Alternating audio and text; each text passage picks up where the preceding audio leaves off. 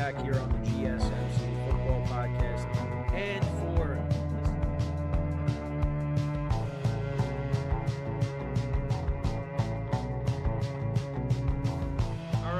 we are back here on the GSMC Football Podcast. And for the final.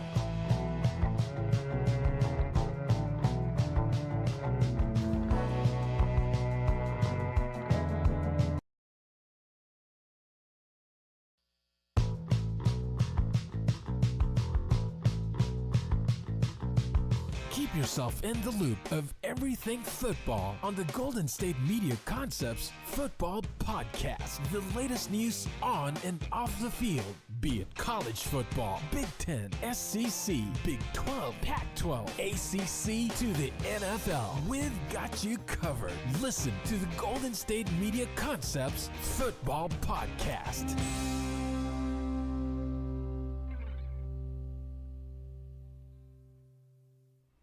And welcome everybody to another edition of the GSMC Football Podcast, brought to you by the GSMC Sports Network.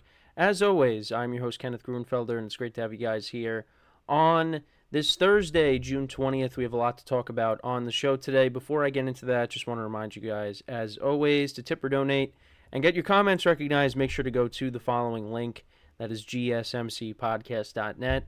Again, that really helps the show, makes the show more interactive between myself, the host, and you guys, the viewers. Again, that is gsmcpodcast.net. And as always, it is displayed on the ticker at the bottom of the show segment down below. So with that being said, let's get into what we are going to talk about for today. So we're going to start off the show, talk about the quarterbacks in the first segment. Some owners have this proposal about having an alternate salary cap on quarterbacks and their salaries. So we'll go over that. I'll give you my thoughts on it. And then in the second part of the show, we will continue our schedule breakdowns today. I will be doing the Cincinnati Bengals schedule. Then in the third part of the show, I'll talk about Tom Brady, some recent comments just on, his new role with Fox. I'll get into that. And just some other comments about Bill Belichick as well. And then in the fourth part of the show, we'll talk about some quarterback contracts that teams could possibly regret, and they might not end up working out, and I'll give you my thoughts on that as well. And then in the final part of the show, I'll talk about a little bit of beef that's going on, a little bit of a feud between Trayvon Diggs of the Dallas Cowboys and Malik Nabers of the New York Giants. So we'll get into that as well to conclude the show. So let's get into the first topic, which is talking about quarterback salaries and an idea that some owners have to kind of, work through this, I guess. I don't really know how to put it, but we know quarterback salaries have been increasing. And you look at some of the deals that have been made, and some of them, you kind of scratch your head a little bit. But you understand because, again, with quarterbacks, there's going to be overpays. But some owners have discussed the idea of capping quarterback salaries to prevent them from exceeding a certain percentage of the team's salary cap. And this was brought up by Tom Pelissero on the Rich Eisen show. And this is what he had to say. And this was on Tuesday. He said, there has certainly been discussion within the league among certain owners about even the idea of a quarterback cap, that at some point you don't want quarterback numbers to go over a certain percentage of your salary cap. To my knowledge, that hasn't really gained traction, in part because so many teams have paid their quarterbacks. And I think that's the only quote in the article that I have here from that. So I understand where some teams are coming from with that idea, because it really has gotten to the point where it's, ridiculous how much money these quarterbacks are making. Now, some quarterbacks do deserve it more than others. Now, I do think the quarterbacks that have gotten paid, they do deserve to get paid. But at the money that they're getting paid for, it's in my opinion, it's too much. But this idea I mean, I guess this is something they maybe should have thought of many years ago. However, they probably didn't realize that quarterbacks would be making this kind of money right now. So this idea is kind of, all for nothing because teams have already paid their quarterback, a lot of money. Trevor Lawrence is making $55 million a year now. The Jags would be a team that could use that. The Dolphins, they're going to be a team that's going to pay Tua a lot of money. But I don't think they're looking to try to pay him a $55 million contract. I talked about it yesterday. Because, when you give your quarterback a big contract like that, it does kind of put you in a predicament where you can't bring back some of your other guys at other key positions. And you're going to have to look to the draft and start over at certain positions. And one team that is going to have to pay their quarterback at some point is the 49ers. Look at all the players that they have to pay. And when they pay Brock Purdy, they're going to lose a lot of these guys because they're just not going to be able to keep everybody. They haven't paid Brandon Ayuk yet, and it seems like he could be on his way out. But now, if you pay Brock Purdy that kind of contract, well, you're going to lose guys on defense, on the offensive side of the ball. It's going to be a problem. Now, the 49ers are a well-run organization where, they could work around it, and they could find more talent. But you're losing good players then. Now, there's other ways of working around these big quarterback contracts. You can move, funds around, kind of like what the Cowboys did with Dak. We've seen that. And quarterbacks could take pay cuts as well. Because, a guy we're going to talk about later in the show, Tom Brady, he was always taking pay cuts. So he could keep guys so they can continue to win. So there's ways to work around these big contracts. Now, eventually, it's all going to add up, and you're going to have to pay, the money to these guys. But I do understand where this is coming from because, again, quarterbacks are getting paid a lot of money, and they really take up a large chunk of teams' salary caps. So, and there's other quarterbacks that are going to be looking to get paid. Like I said, Tua Tagovailoa is going to be getting a new deal at some point. Brock Purdy's going to get a new deal. And even before that, Jordan Love. They're looking to get a deal done before training camp. So, and it's going to take up a big chunk of the salary cap. But like I said, there's ways to work around it. And listen, I mean, this goes for pretty much every sport, but, the owners, they enabled all this because they're the ones that give the contract. And because you do that,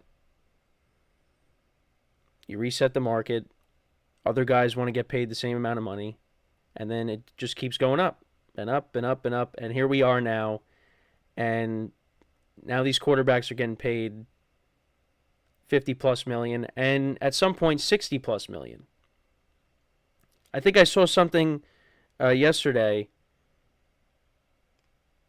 I think was it Mike? It might have been Mike Florio talking about like C.J. Stroud's contract. Someone was talking about it. It could be like a $70-80 million contract for a quarterback, which is the most important position in the NFL. We understand that. But that's a lot of money. And it's going to be harder on teams, like I said, to keep guys at other positions. The quarterback is the most important position, but you still have to have a team around the quarterback. Because if you don't have an offensive line that can block, quarterback's really not going to be able to do anything. So it's an interesting conversation, but yeah, it doesn't seem like it's going to go anywhere, especially because teams just paid their quarterbacks, and there's going to be more quarterbacks that are going to be getting paid down the line. So, but it is interesting though that this was an idea, but this should have been something that if they would have thought about this years ago, then maybe that would have gained some traction, but I think it's too little, too late. But again, that has to be something that gets, passed through, and it might have not have been able to. So, but yeah, it is, like I said, it is a little ridiculous how much money some of these quarterbacks are getting paid. Like I said, they deserve to get paid. I have no problem with that. But at the money that they're getting, when some of these guys, they still kind of need to prove themselves a little bit. Yeah, that's kind of where I have an issue. But for the most part, you're always going to be overpaying for a quarterback because, again, it's the most important position. So, like Trevor Lawrence, I still have confidence that Trevor Lawrence is going to be really good. But, he's not coming off of a great year. We haven't really seen him live up to his expectations just yet. But getting $55 million a year, and it's the same money as Joe Burrow, at least per year, with the guy that's been to 2 AFC Championship games and a Super Bowl appearance. Yeah, I don't agree with that, but that's just me. So that's my thoughts on it. What do you guys think? Would that be a good idea if this did gain momentum and it had a chance to, become a thing? Quarterback salaries be on a cap. Let me know. Because, yeah, quarterbacks are always going to make the most money. But it doesn't seem like that's going to end up happening. Because, again, quarterbacks already got paid. So, but let me know what you guys think about that idea. Is it a good idea? Is it not a good idea? Let me know. Either way, probably not going to see it happen. But I just thought it was something interesting that I saw that I wanted to talk about. So, yeah, that's pretty much it on that topic. So, we did bring up Joe Burrow briefly. So, we're going to take our first break of the show. And then when we come back, we will discuss the Cincinnati Bengals schedule. I'll give you my early win-loss predictions for them. And that is what we will do when we come back from our first break of the show. So, with that being said, stick around, and we'll be right back here on the GSMC Football Podcast. I feel like I'm losing my mind. Is everybody in the world blind? Please, Lord, give me a sign, a sign. I feel like I'm losing my mind. Is everybody in the world blind? Please, Lord, give me a sign, a sign. I wanna be the greatest. Everybody on the fake shit. I look around and feel like everybody is the fakest. I make this every day and I'm impatient, hoping one day I blow up from the basement. Statement, the top is so vacant. I don't hear shit that I think is amazing. Waiting for my day when I'm playing sold out shows for 1,000 faces. Hey, give me that crown, get in my way and to be put down. It ain't your place, all this my town. If I want that shit, then I'll get it right now. I'm losing it, the noose it fits. I'm losing shit, a stupid myth. You choose to live or choose to dip. You choose to fight or lose your grip and lose a gift. Oh, I feel like I'm losing my mind. Is everybody in the world blind? Please, Lord, give me a sign, a sign. I feel like I'm losing my mind. Is everybody in the world blind? All right, and we are back here on the GSMC Football Podcast. And for the second part of the show, we are going to talk about the Cincinnati Bengals schedule, and I will give you my early win-loss predictions for them. So last year, the Bengals, they finished with a winning record, 9-8, but they missed the playoffs. Joe Burrow, of course, got hurt late in the season, and they were looking like they were going to go on another run and make the postseason, but that just ended up not happening, and they're looking to bounce back, and hopefully Joe Burrow stays healthy. T. Higgins, of course, recently signed the franchise tag. You got Jamar Chase still, of course. This team, if they stay healthy, they're going to be ready to roll and have a good season. And I think, it's between them and the Ravens, in my opinion, for the AFC North, if Burrow stays healthy. So this is the Bengals schedule right here.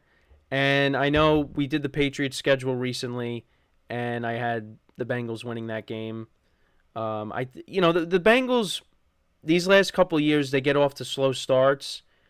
I feel like here, with this game, they should win. They're the better team. You got a rookie head coach in Gerard Mayo. I mean, it seems like Jacoby Brissett is going to be the one that starts week 1. And he's been, and he can win some games for you. He definitely can, wherever he's been, really.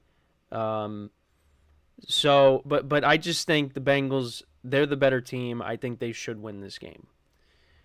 And then you take on the Kansas City Chiefs in week 2. The Chiefs will be coming off of a game at home against the Bears, or the Ravens. I don't know why I said the Bears. I guess because all the B's that I see there, and I just think, but anyways. I don't know why the Bears came out. That's weird.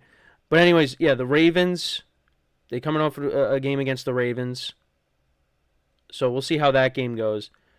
But yeah, then they take on the Bengals. So yeah, the Chiefs got a tough first 2 games. And we're accustomed to seeing this matchup later in the season. And basically every single one of their matchups, Joe Burrow and Patrick Mahomes, they've all been 3-point games. Which I think is incredible. But that just shows you how, even these two teams are when they play against each other. Like, yeah, we could sit here and say Joe Burrow is 3-1 against Patrick Mahomes, but the games all come down to 3 points. So here, I think the Chiefs, they get the win here. I think Mahomes, improves his record against Joe Burrow, gets himself to 2-3, and then maybe if they meet in the playoffs, he beats him again, and then, they're both 500 against each other. So, but yeah, I expect this game to be good, but I'm going to say that the Chiefs win this one. Then they take on the Commanders. Rookie quarterback. I think this is a Monday night game. Bengals are at home. Think they should get the win here. You got 2 former LSU quarterbacks going at it. Jane Daniels against Joe Burrow. But I'm going to say the Bengals take this one as well and get to 2-1. Then they take on the Panthers in week 4. I'm going to say that's a win as well. So then they take on the Ravens in week 5, which is a big game. Now, I like to say that these two teams will split against each other. The Ravens did sweep the season series last year. And the first game, the Ravens, I think they were up 10. Well, yeah, they were up 10, I believe, and then the Bengals scored a touchdown. So it ended up being a 3-point game the first time around. But the Bengals, or the Ravens, looked like not the much better team, but they did look like the better team in that game. Burrow was still dealing with the calf injury. Then in the second game in Baltimore, it looked like it was going to be back and forth all game long, and then Burrow gets hurt, throwing that touchdown to Joe Mixon, and he was out, and then the Ravens, dominated the rest of the way in that game. But that could have been a really good game if Burrow doesn't get hurt.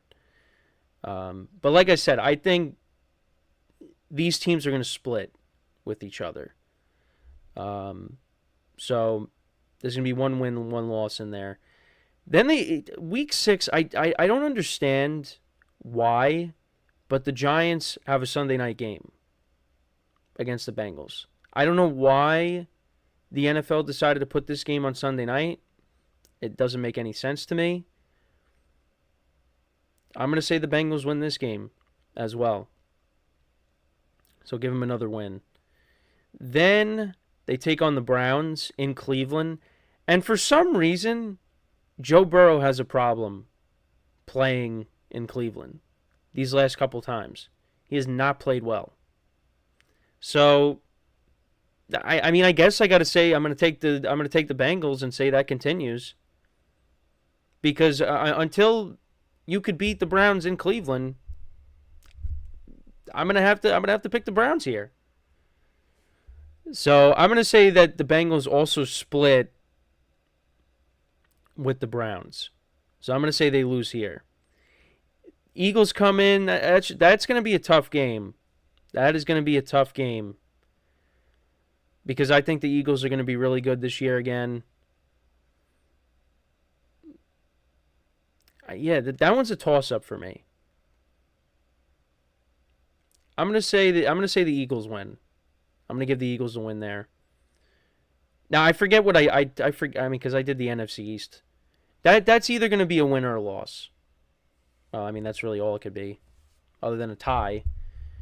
That one's a toss-up game for me. That one can go either way. The Raiders with Minshew. I think the Bengals should win there. I like the pieces on offense for the Raiders, and of course they got Max Crosby, and they added Christian Wilkins on the defensive side of the ball. But I think the Bengals should win that game. Like I said, they split with the Ravens. The Chargers game could be interesting. I think the Bengals should win that. I think they beat the Steelers. That Week 18 matchup could have heavy implications with those two teams in Pittsburgh. The Cowboys game, that could go either way. The Cowboys offense is really good with Dak and CeeDee Lamb, of course. The Bengals played there a couple of years ago and lost to Cooper Rush. I'm gonna give the edge to the Bengals though. The Titans, the Bengals did lose in Tennessee last year. I think I forget what the final score was. Titans blew them out. But you got Will Levis at quarterback. I think the Bengals should win that game, so I'll give them a win. Said they'll split with the Browns. I think they'll beat the Broncos, and then that Week 18 matchup against the Steelers. That one. I mean, it depends on if the Bengals got anything to play for. I have the Ravens right now as the number 1 team in the division, slightly. So this could be for a wild card spot. Yeah, that's tough. I'm gonna say the Bengals do win. So I got them losing to the Chiefs, losing to the Ravens once, the Browns once, the Eagles, and then anybody else. I got four losses there. I got them at 12 wins. I don't know. I feel like they'll get like 11 wins. Yeah, I said the Chiefs. They lose to the Ravens once. Eagles, Browns. I think there's got to be another loss in there somewhere. Maybe they lose to the Steelers. Maybe they lose to the Cowboys. I'm going to say they get around 11 wins. 11, 12 wins. So I think it's going to be between them and the Ravens for the division. I've said that all along. This is the best division in football. So like I said, I have the Ravens splitting with them. The Browns are going to split with them. The Steelers, I said the Bengals would sweep the Steelers because I feel like with Burrow, I just feel like they're the better team. With him. But if you go back to Week 1 of the 22 season, the Steelers did win that game. They narrowly won that game. So we'll see what happens. And the Steelers swept the Bengals last year. And that was with Jake Browning at quarterback. So, but that's my thoughts on the Bengals schedule. Like I said, I feel like I lean more towards 11 wins for them. But also, again, Joe Burrow's got to stay healthy. That's really the key for this season. If he could stay healthy, the Bengals are going to be a problem. And I did bring this up. When he went to back-to-back AFC Championship games, Lamar Jackson got hurt late in the season. Last year, Lamar Jackson made it to an AFC Championship game, and Joe Burrow got hurt. What's going to happen this year? Can we see both of these quarterbacks stay healthy the entire season at the same time? That's what I want to see. Because how is this division going to shape out if that does end up happening? But yeah, they got on the schedule here. There are tough games here. You got the Ravens twice, the Chiefs, the Eagles, the Cowboys. And you have a problem with the Browns in Cleveland. It's just one of those things. I mean, it's like when I don't know if this is a good comparison, but I guess like Tom Brady playing in Denver, like he had a problem playing there. I mean, Brady still won games there, but that was one place that he, at times would not play well. Maybe it's just one of those things. Against a certain team in a certain stadium, you just don't play well. But we'll see what happens this time around. So before we go to break, just want to remind you guys once again to tip or donate and get your comments recognized. Make sure to go to the following link, that is gsmcpodcast.net. Again, that really helps the show, makes the show more interactive between myself, the host, and you guys, the viewers. Again, that is gsmcpodcast.net. And as always, it is displayed on the ticker at the bottom of the show segment down below.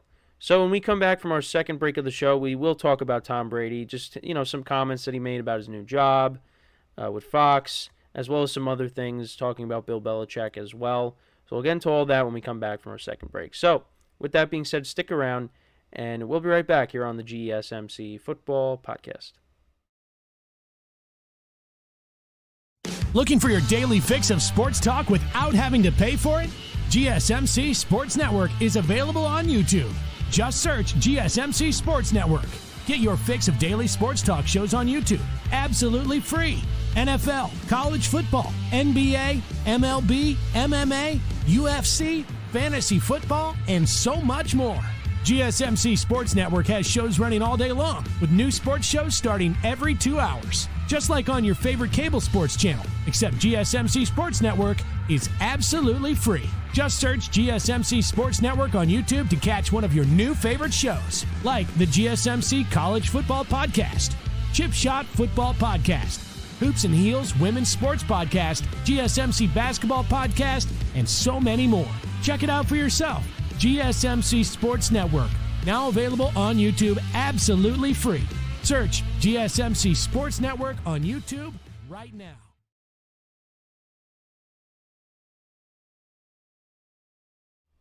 All right, and we are back here on the GSMC Football Podcast. And for the third part of the show, we're going to talk about Tom Brady, just some comments he made recently about, his job with Fox and some other things as well. So let's get into what he had to say. He said, now this is on The Herd with Colin Cowherd. So he said, I believe that broadcasting at Fox this year for the first time will give me a lot more structure like I'm used to. And I really actually will look forward to that. Now, when I hear that, I did sit down and watch Seinfeld, the entirety of that. And the first thing I thought of is when Kramer gets a job. Well, yeah, he gets a job, but he doesn't actually work for them. He doesn't make any money. And there was that scene where he was making breakfast in Jerry's apartment, and he was telling Jerry, I'm missing structure for my life. So when I hear that's when I hear what Brady says, that's immediately where my mind went to. So if you know what I'm talking about, it's he was working at Kramer was working at Brett Leland, and he just because he was trying to fix something, and they were like, oh, we have a meeting, and he just went into the meeting, and he got a job, but he actually really wasn't on the payroll or anything, but hopefully you know what I'm talking about. But that's just immediately where my mind went to when Brady's talking about structure. So that's what Brady said. Then he also said the outcome.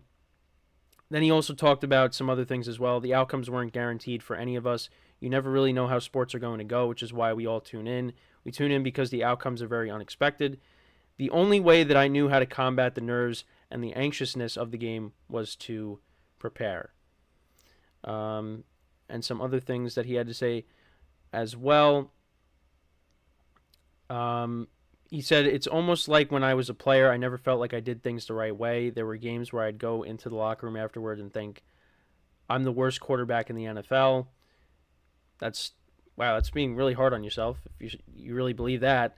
Like, why would they even want me to play quarterback for this team? And I'm sure I'm going to feel that way here at Fox, where I finish a game and I go, God, did I even give them what they wanted? It's a very challenging thing in your mind. And I'll be honest, kind of feel the same way after I do shows. I have that, I'm not as hard on myself as Tom Brady is when he's saying that he feels like he's the worst quarterback. But yeah, I feel like I'm kind of the same way with my shows. Like, there are shows where I finish and I'm like, yeah, I could have been better, or that this could have been better. But, that happens and you learn from it. And that's kind of what this is all going to be with Brady. It's a new chapter in his life. It's a new challenge, as I have the segment title labeled here. So yeah, it's not going to be perfect right off the bat, but the more reps you get, and that structure that you'll now have again, you're eventually going to find your footing. And I honestly, I've said this. I think he's going to do fine. The amount of knowledge that this guy's going to have and the stuff that he's going to be saying on the broadcasts, I think it's going to be hard for him not to do well, just because of everything that he's been through over the course of his career, the knowledge that he has, because this guy, he studied. And the amount of winning that he did too. It's just all the things that he's been through. It's hard to say he's not going to do well, but we'll have to find out.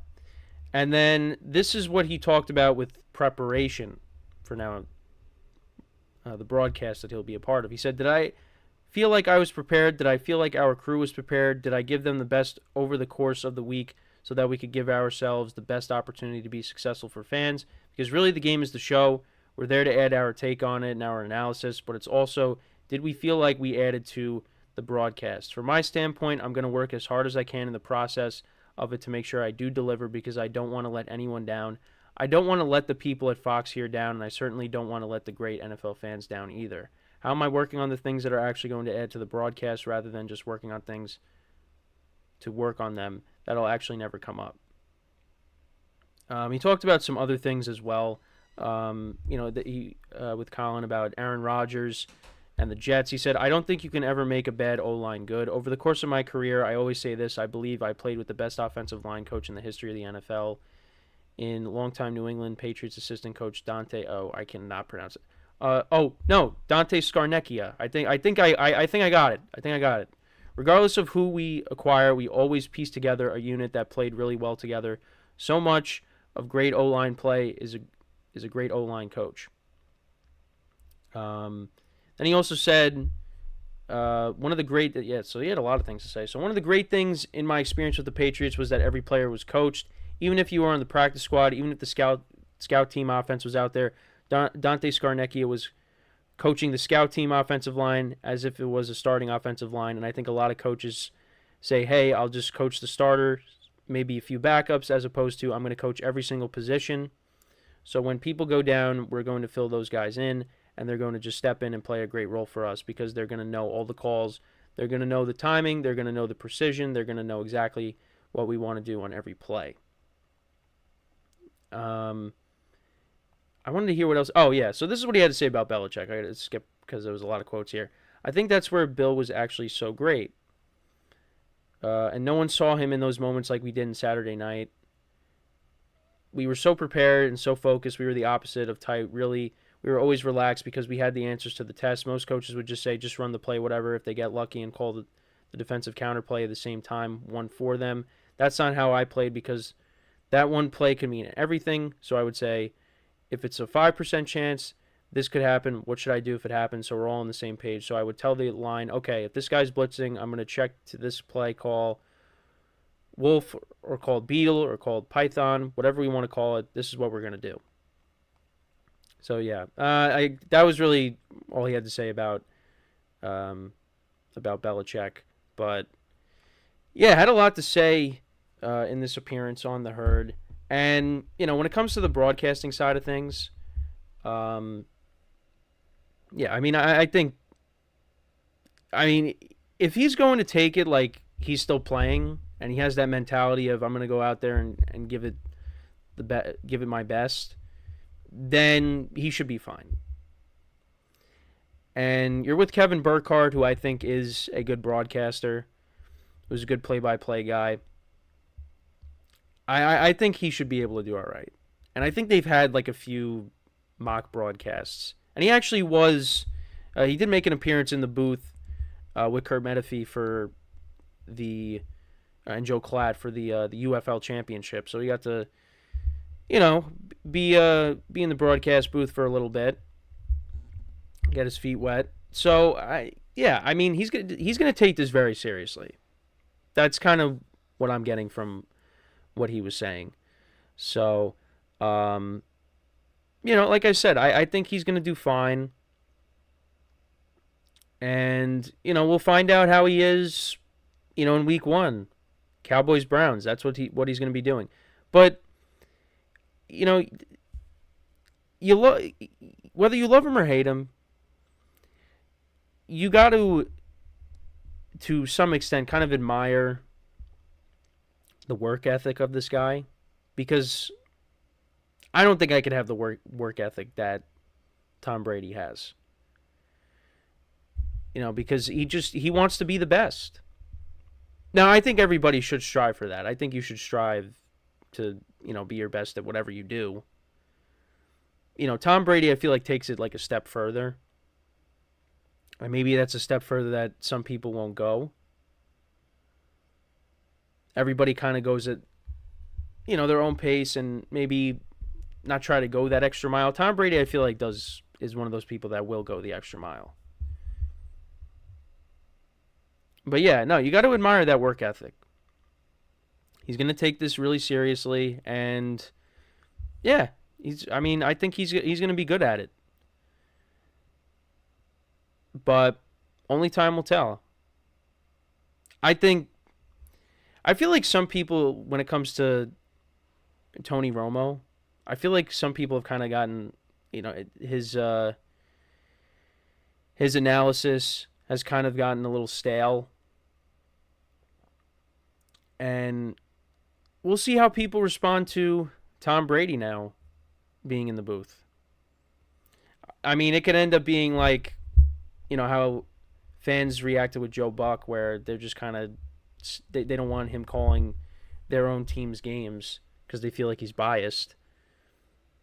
How are Jet fans going to feel if, Tom Brady's calling a Jet game this year? I don't think they're going to like it very much. As a Giant fan, you get used to Romo calling it. Well, it used to be, Troy Aikman was doing a lot of Giant Cowboy games. Romo's being with CBS, usually that's a AFC vehicle, but they've kind of, in recent years, Fox has done AFC matchups, CBS has done NFC matchups, so they're trying to get, the broadcasters on, or the networks on, every single, or both conferences. I did not word that great. So, but you know what I mean. They're crossing over, I guess, to the other conference. I guess that's really because yeah, I mean, because when you think of CBS, you think of the AFC. When you think of Fox, you think of the NFC because Fox does the NFC Championship game and CBS does the AFC Championship game. I mean, it's really not just with that, but just that's what you associate the conferences with AFC with CBS, Fox with the NFC. So, but yeah, I mean, I'm curious to see how Brady's going to be.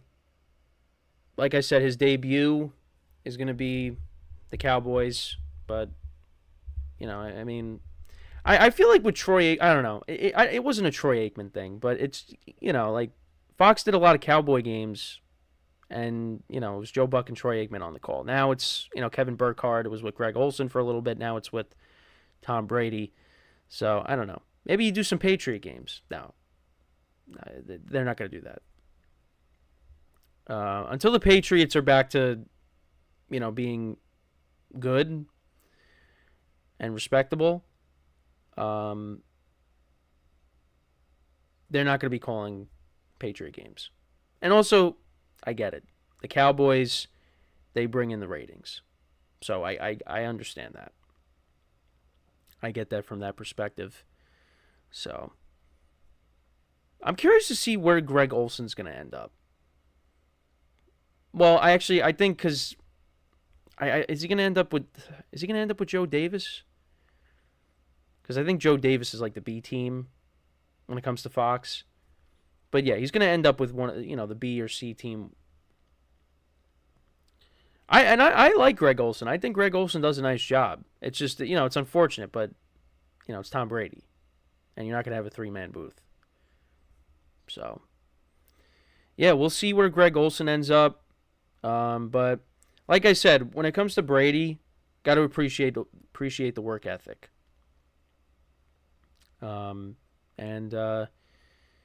he's going to take, like I said, he's going to take this job really seriously. And you know what? When he is ready to go week 1 with Burkhardt, he's going to do a good job. I mean, I don't think he's going to be, one of the greatest broadcasters of all time, but, I think he's going to do well. Like, from reading the quotes, I feel like, yeah, he's going to take this seriously. He's going to go, it's going to be like when he was playing quarterback, and he's going to go out there and he's going to, I mean, I don't think he's going to try to overdo it, but I think he'll do well. I think he'll do well. So, but yeah, let me know what you guys think. How do you see Brady doing in his new role? Like I said, I think he's going to do all right. I think he's going to do fine. So, all right, so we're going to take our next break here. When we come back, we'll talk about the quarterback contracts that teams could possibly regret and the reasons for that. So that is what we will discuss in the 4th segment. So stick around, and we'll be right back here on the GSMC Football Podcast.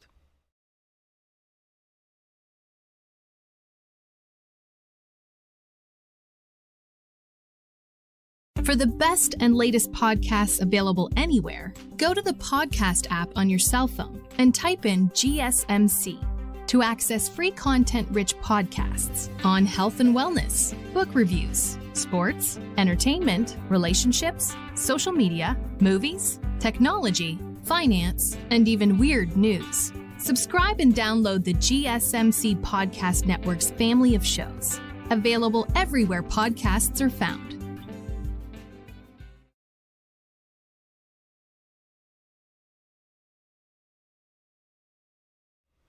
All right, and we are back here on the GSMC Football Podcast. And for the 4th part of the show, we are going to talk about quarterback deals that teams could possibly regret. Obviously, there have been quarterbacks that have been paid recently, but there are some deals that maybe they don't necessarily work out. So let's kind of get into some of the deals. So we did talk about Trevor Lawrence during the show today. We did go over the deal that he got on a previous show. That's one I'd probably put in that category that the Jags could possibly regret it. Now, I still think Trevor Lawrence is going to be good. Well, and, 2022, the Jags went on that run towards the end of the year. They made the playoffs. That was his best season. And for me, I kind of throw out his rookie season. Last year, he dealt with injuries. I feel like this is going to be a bounce-back year for him. Now, the division's going to be tougher. I understand that. But having said that, he signed a 5-year, $275 million contract with $200 million guaranteed. That is a big contract. And look, like I said, 22 is his best year. They made the playoffs, but now we got to see a big jump here in 2024. This is year 4. Now, like I said, you could throw the rookie season out the window, but either way, it's still year 4. He's got to go out there and prove something. And I think he will. The Jaguars, they drafted a receiver. You got Travis Etienne running the football. Christian Kirk is still there. Evan Ingram has looked great since he's come over from the Giants. So they do have weapons on this offense. Now, hopefully Brian Thomas Jr. can become that number one receiver that they desire. Because, it's, Christian Kirk, he's been a good receiver for them, but, do we look at him as a number one? So let's see how Trevor Lawrence is this year. But that's one deal that I could see maybe it doesn't pan out. And maybe what we've seen Trevor Lawrence be these last couple years, that's just, you get to the second round of the playoffs, maybe that's as far as you're ever going to go with Trevor Lawrence. I don't know. Then the second quarterback I do want to talk about. Now, actually, they're both coming off of significant injuries, but we'll go through both of them individually. So, individually, Kirk Cousins. Kirk Cousins with the Falcons. Signed a 4-year contract, $100 million guaranteed. He's coming off of an Achilles injury. That's one that maybe that doesn't work out either. Now, I think, I say there's potential of it not working out, but with Kirk Cousins, I think he'll put up good numbers this year. But I think in the long term, this could be something that doesn't work out. Because, Kirk Cousins is getting older. Are the wheels going to fall off of it? I mean, last year he got hurt, but, he's put up good regular seasons over the course of his career. And maybe, down the line, I mean, eventually, yeah, you're getting up there in age. I mean, eventually, yeah, you're going to, hit a wall and you're not going to be as effective. So, they paid him a lot of money. I mean, he could also get hurt again. It's possible. Now, the Falcons, they do have, in their eyes, their quarterback of the future, Michael Penix Jr., waiting for his opportunity. But, you gave Kirk Cousins a lot of money. And him coming off of an injury like that, maybe he doesn't play well this year. I have the Falcons winning the division, but yeah, maybe he doesn't play well this year. And then that contract's not going to look good. Now, I lean on the side that he is going to be good, but, there's a possibility that doesn't work out. Now, the other quarterback that's coming off an Achilles injury is Aaron Rodgers. So Aaron Rodgers has that contract of 3 years, $112.5 million with $75 million guaranteed. Now, so far it hasn't worked out with the Jets because 4 plays, he went down, got hurt. It's yeah, it doesn't look good right now. But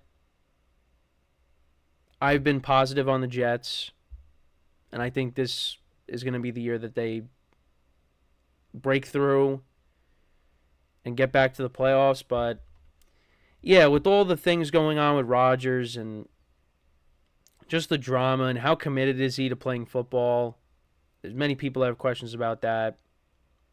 And the speculation on where he went because he had to skip out on minicamp. Yeah, it doesn't look good right now for the Jets. This is a big year for the Jets. Because if they don't get it done this year, Robert Saleh is going to be out. Joe Douglas is going to be out, most likely. They got to get it done. And because, listen, Rodgers could call it at any moment. I mean, he wants to play, depending on how this year goes, he's going to continue to play. But if he gets hurt again, he's not going to want to play anymore. Now, it depends on what the injury is, but yeah, he's not going to want to play. And then the Jets are left with, throw their hands up, what do we do now? But they'd have to start over. And I just think this team is too talented to be, just left in the dust. Like the last 2 years, they finished 7-10. If they could get better quarterback play, this team should make the playoffs. Because they have the defense, you have the running game, you hope the offensive line is improved. You got Garrett Wilson. The receiving core should be better around him. And if Aaron Rodgers stays healthy and the offensive line can block for him, this team should be good. But we got to wait and see. Now, this one's a big one. Daniel Jones. They already regret this contract that the Giants gave him. And at the time, they thought they were doing the right thing. Now, this was a 40-year, $160 million contract, $92 million guaranteed. Now, they can get out from under this contract, but this was a bad contract. But I feel like the Giants just were caught in between a rock and a hard place with this because, Daniel Jones just won them a playoff game. But, I mean, was he really the answer? I mean, they'll tell you that they believe he's the answer, but then you hear that they tried to move up and take Drake May. So, yeah, it's a quarterback, and they need that position. That's the most important position. I said this earlier in the show. So that contract is, yeah, it's not working out. Like the other ones, like they still have a chance to work. Like Aaron Rodgers should go out there and have a really good year. Trevor Lawrence could go out there, have a really good year. Kirk Cousins, coming off of the injury. With this one, I don't know. I mean, could Daniel Jones go out there and surprise us? Yeah, but I mean, as a Giant fan, I just don't really have the confidence. I mean, maybe I'm biased because I'm a fan, but I don't see it. I mean, many people who aren't Giant fans don't see it either. So that was a mistake. That contract was a mistake. And they should have maybe prioritized bringing back Saquon Barkley. But then you risk losing Daniel Jones, and then it's like, well, who's going to play quarterback then?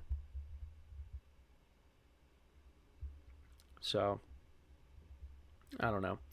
But the other thing, too, is it's not even just the play. It's, injuries. Again, it's dealt with a ton of injuries.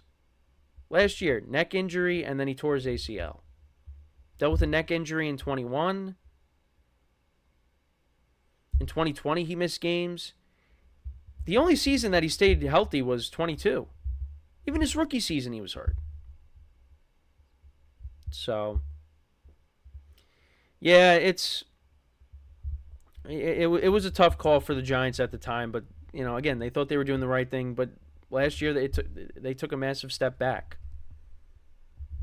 For Giant fans, they were hoping that they were going to, that was going to be a building block, but no, the structure, we talk about structure today. The structure ended up getting torn down.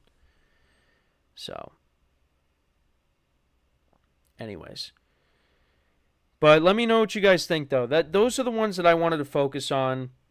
So, Trevor Lawrence, Kirk Cousins, Aaron Rodgers, Daniel Jones. We'll see how 2024 pans out. Does Trevor Lawrence have a bounce-back season? How did the quarterbacks that got hurt, how do they bounce back? Let me know what you guys think about those four guys. How do you see them performing in 2024? So, we're going to take our final break. We did talk about the Giants for a little bit, but we're going to talk about them some more when we come back. We're going to talk about the feud between rookie wide receiver Malik Nabers and Cowboys defensive back Trayvon Diggs. So we'll get into that when we come back from our final break of the show. So with that being said, stick around for one final time today, and we'll be right back here on the GSMC Football Podcast.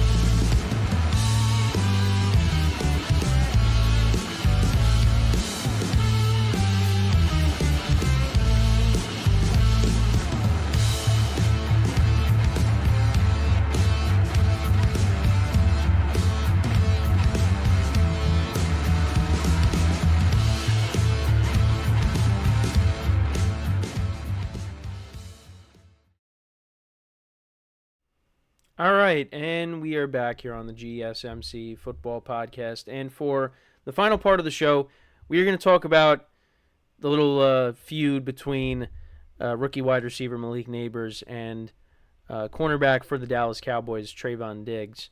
So let's get into that. So Trayvon Diggs reposted a video of Malik Nabers. So he was interviewed. They were asked, what corner are you most excited to match up against? And Nabers said Trayvon Diggs. And, Diggs also tweeted something, talking about how the Giants, have just been getting killed by the Cowboys in recent years. And it was just a lot of back and forth. There was Nabers, posted something with the song lyrics. And then Trayvon Diggs posted the video again of him, of Malik Nabers, with a ninja emoji. So it just, it's not really something that's, it's silly. That's really what it comes down to. But I really just wanted to talk about the Giants-Cowboys rivalry, or the lack of a Cowboys-Giants rivalry in recent years. Because what Malik Nabers doesn't understand, and he'll find out very quickly, is the Cowboys have owned the Giants for a while. Really since the Super Bowl that the Giants won. Way back in 2011. Well, 2011. Well, technically in 2012. But the 2011-2012 season, the Cowboys have owned the Giants. Actually, I mean, this is not going way back, but this is probably within the last, 7 years. But yeah, the Cowboys have won 13 of the past 14 matchups against the Giants, including the last 6 games. And one of the matchups that the Giants actually did win, Dak Prescott was hurt. It was during the COVID season. It was the last week of the regular season when the Giants were looking to maybe make the playoffs with a losing record, and Washington ended up winning the division because Doug Peterson decided to bench Jalen Hurts for Nate Sudfeld. Remember that? The Cowboys have owned the Giants. And I want to take you back to, now we're going to fast forward to last year. I was at a wedding, and leading up to that matchup against the Cowboys, I kept joking with my friends, they're going to get blown out. They'll lose 40-17. The Giants picked up Cole Beasley. I was like, Beasley will score a touchdown at the end, when they're, losing by 3 touchdowns.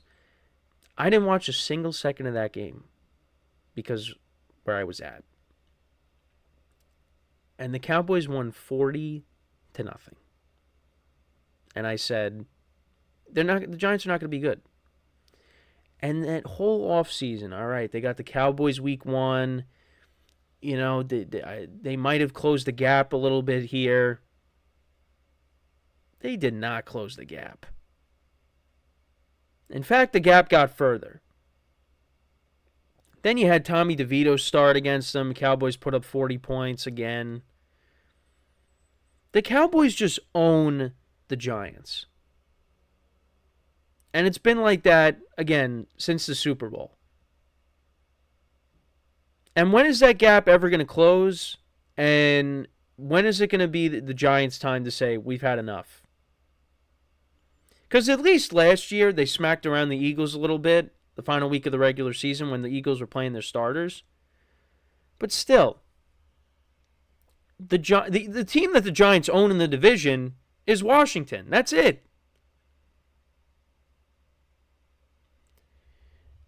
With the Giants and the Cowboys, it's just, it's one-sided. And the only time the Giants have won in the last few years is, again, when Dak Prescott was hurt. Cowboys were dealing with injuries.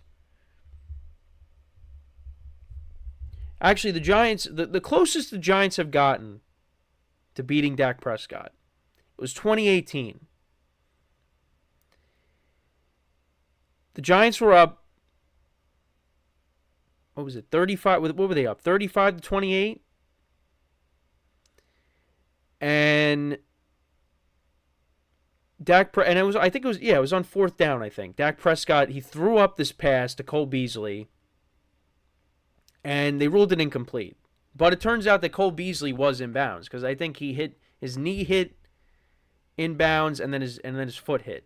And I think it was on the same leg, so that counts as 2. So they ruled it a touchdown, and then what happened after that? Dak Prescott and the Cowboys, they convert a 2-point. They get a 2-point conversion, and the Giants lose by a point. That was the closest that they've gotten to beating Dak Prescott. Well, in the last, several years. Because actually, I did forget to mention, 2016.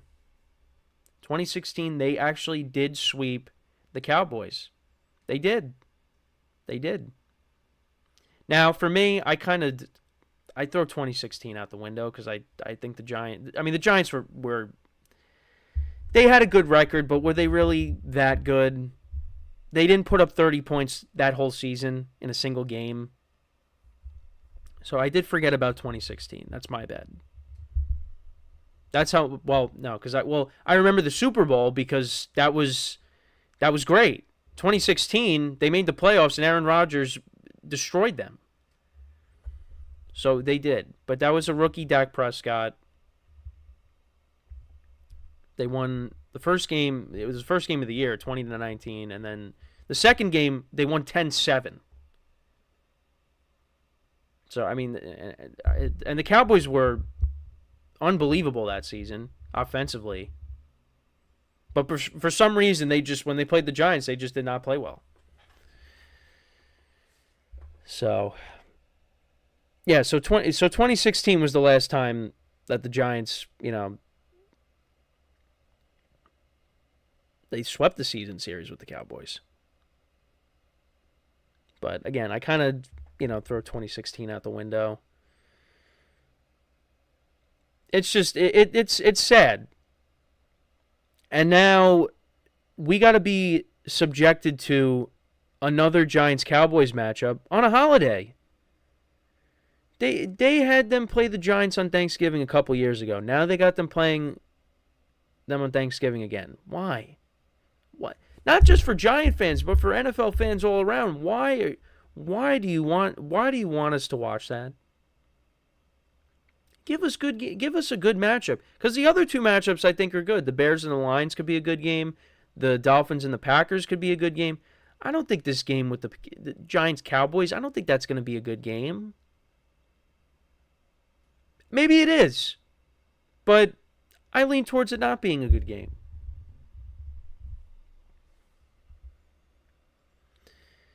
So, but it's just it's been tough, and yeah, I mean this little feud that we got going on with Malik Neighbors and Trayvon Diggs. Now, Trayvon Diggs, he missed last year because he tore his ACL, so he's going to be coming back, and now he's going to be matching up with Malik Neighbors, so it's going to be a fun little matchup between those two. Hopefully, Malik Neighbors turns the tide. He becomes the next great LSU receiver, like Jamar Chase and Justin Jefferson. Because if that's the case, then and of course, Odell Beckham Jr. when he first came into the league as well. Maybe he changes the tide, but I don't know.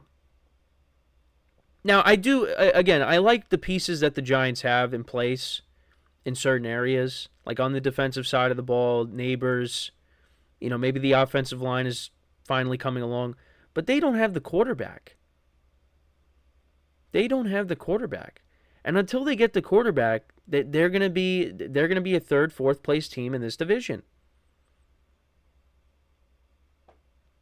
Because the Eagles, they got better. I know the Cowboys didn't have a splashy offseason, but they're still going to be good. There's concerns with the Cowboys. And I understand that, but I think the Cowboys are still going to win their 11 games. And they'll make the playoffs, and they'll get knocked out in the first round. That's what they do. But they will make the playoffs. And if they don't, that's a huge disappointment. But I don't know. Look at me, and it's me being positive about the Cowboys. I'm a Giant fan, but I'm telling Cowboy fans, you're gonna make the playoffs. But I don't know. I don't know. It's weird. It's weird how some people aren't. They think the Cowboys are just not going to be that good because they didn't make any moves. They're still a good team. But let's not think that they're just going to fall off a cliff now. But yeah, this little thing with Diggs and Neighbors, it is what it is. And like I said, you're going to find out quickly, Malik Neighbors, that, the Cowboys, they kind of own this rivalry, unfortunately. It's unfortunate. Because they used to be good games. When the Cowboys Stadium first opened, Eli Manning was undefeated in that stadium for a long time. And then, eventually, you're not going to stay undefeated. But, it was a rivalry at one point. Now it's just, we're playing the Giants this week. How many points are we going to score? Now, they do play early on in the season, so, yeah, we'll see how that goes. But that's my thoughts on it. This is not a big deal. Go settle it on the football field, which they will. So, but yeah, that's pretty much it for the show for today. Thank you guys for tuning in once again. Make sure to check out all the other shows as well. Like I always say, give the other shows some love. And so with that, I'm Kenneth Grunfelder, signing off from the GSMC Football Podcast, brought to you by the GSMC Sports Network. Have a good day, and I will talk to you guys tomorrow. Take care.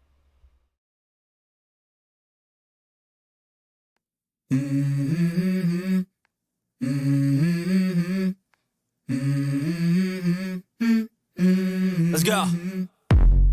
I wake up to a little bit of drool on my pillow, feel like it's gonna be a bad day. Yeah, I'm tired of shit, and the coffee ain't hit yet, damn, ain't that great.